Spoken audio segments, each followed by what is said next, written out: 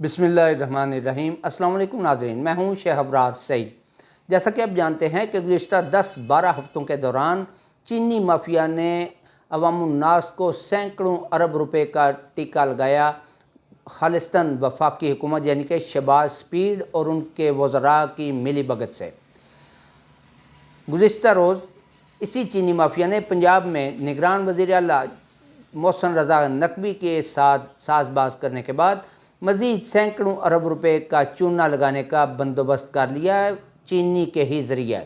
ہوا کچھ یوں کہ گزشتہ ہفتے ایک inquiry committee deputy secretary Muhammad Zaman Bhutto صاحب کی قیادت میں مقرر ہوئی، جس نے شوگر مافیا کے ساتھ مل اونرز کے ساتھ لاتعداد میٹنگز کی، ان کے تمام ایکسپنس کو نوٹ کیا اور each and everything count کرنے کے بعد ان کے تمام ایکسپنس، چھوٹے سے چھوٹے اخراجات، ان کے منافع جات، ان کی ٹرانسپورٹیشن، سب کچھ جمع کرنے کے بعد اس کمیٹی نے چینی کی پنجاب میں ایکس مل قیمت 94 روپیز پر کے جی مقرر کی۔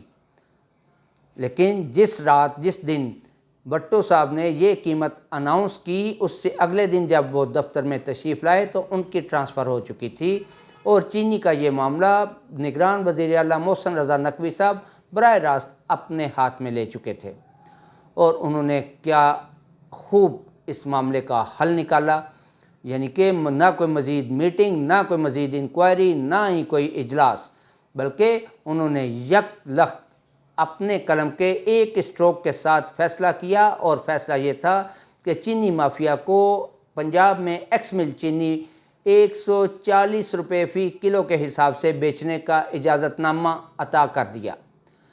خوب، وار وطن تیرے حکمرانوں پہ قربان، یعنی کہ قلم کے ایک اسٹروک کے ساتھ اپنے محسنوں کا بدلہ محسن رضا نقوی نے کمال دیا۔ صرف 46 روپے فی کلو کے حساب سے انہیں ناجائز منافع خوری کا اجازت نامہ عطا کر دیا۔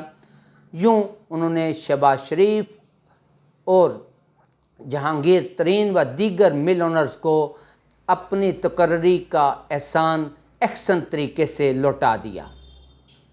یاد رکھیں ناظرین کہ چینی کی قیمت میں فی کلو 1 روپیہ جب یہ مافیا اضافہ کرتا ہے تو عوام الناس کو 17 سے 18 ارب روپے کا ٹیکہ لگتا ہے۔ نگران وزیر اعلیٰ نے اپنے قلم کی ایک سٹروک سے صرف 46 روپے فی کلو کا پروانہ جاری کیا ہے۔ حساب کتاب آپ خود لگا لیجئے گا۔ اجازت دیجیے، اللہ حافظ۔